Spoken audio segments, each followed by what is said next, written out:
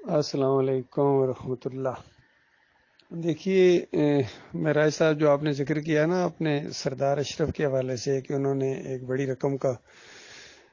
Offer جو کی تھی، تو اس دور میں ان دنوں کے اندر اصل میں ٹیکسلا والی مسجد کا معاملہ سامنے آ رہا تھا، اور محمد حنیف صاحب نے اس کا ریٹ لگایا تھا، وہ فروخت کر رہے تھے ہمارے ساتھیوں کے لیے، کیونکہ ان کا کوئی ساتھی وہاں موجود نہیں تھا، تو وہ انہوں نے یہ آفر کی تھی کہ مسجد آپ خرید لیں، اس پر ہمارا اتنا خرچہ آیا ہے اور یہ اس کا ریٹ ہے۔ تو اس کو ہم جب اپنے اس سسٹم میں ڈسکس کر رہے تھے تو سردار اشرف نے بتایا تھا کہ اگر آپ اس کو خریدیں گے تو ایک بڑی رقم میں اس میں آپ کو یعنی مسجد کے لیے میں بھیجوں گا۔ تو آپ غور کیجئے ایک کتنا بڑا فرق شخصیت کا، نظریات کا، عقیدے کا۔ ڈاکٹر مسعود الدین عثمانی رحمۃ اللہ علیہ کی سوچ دیکھیں اور محمد حنیف کی سوچ دیکھیں۔ محمد حنیف مسجد بیچنے والا، اور پھر جب بکی نہیں، چونکہ ہم اتنی بڑی رقم تو دے نہیں سکتے تھے جتنا بڑا انہوں نے ڈیمانڈ کی تھی، تو اس کے بعد انہوں نے اس کو تالا لگا دیا۔ میں کہتا ہوں صرف یہ جرم ہی اتنا بڑا ہے محمد حنیف کا، مسجد کو تالا لگا دینا، کیونکہ وہاں کوئی سارے جتنے ہیں وہ اللہ کے سجدے والے ہیں، یعنی یہ ایسے بندے اب نہ اذان دے سکتے ہیں نہ نمازیں پڑھ سکتے ہیں، یعنی کس قدر محروم کر دیا۔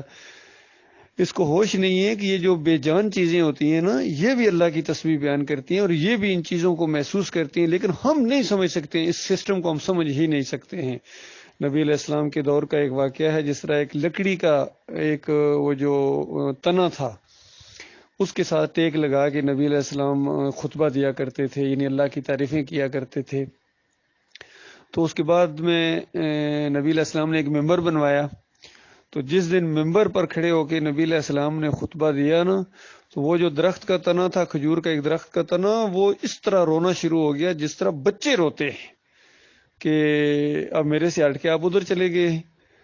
تو پھر نبی علیہ السلام اس کے قریب گئے اور اس کو ہاتھ لگایا، اور جس طرح بچے کو نہیں چپ کرایا جاتا اندازہ لگے، اس طریقے سے چپ کرایا، اور پھر وہ چپ ہوا۔ تو لیکن یہ چیزیں ایک معجزانہ طور پر یہ بات ہوئی ہے، معجزانہ طور پر نبی کو وہ آواز سنائی گئی اور سارا معاملہ ہوتا ہے۔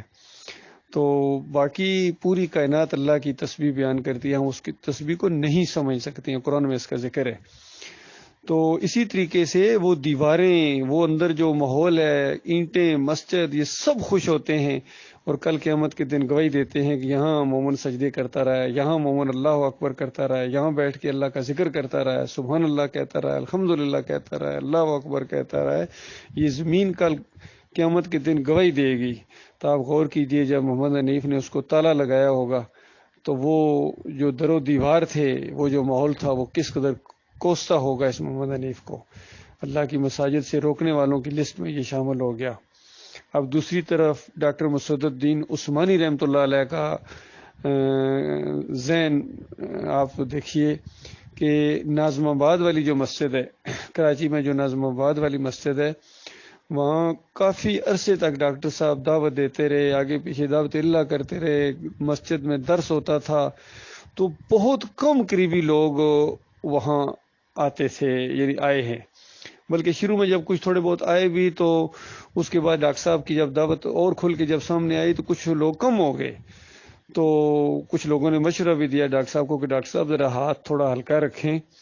یہ لوگ کچھ آئے بھی تھے وہ بھی ذرا کم ہو گئے، تو اب اور کون آئے گا جب آپ کا اس طریقے سے ہوگا۔ تو ڈاکٹر صاحب نے کہا میں نے پیری مریدی کرنی ہے، میں نے سر گننے یا پیری مریدی کرنی ہے، میں تو حق بات کو بیان کروں گا۔ اور پھر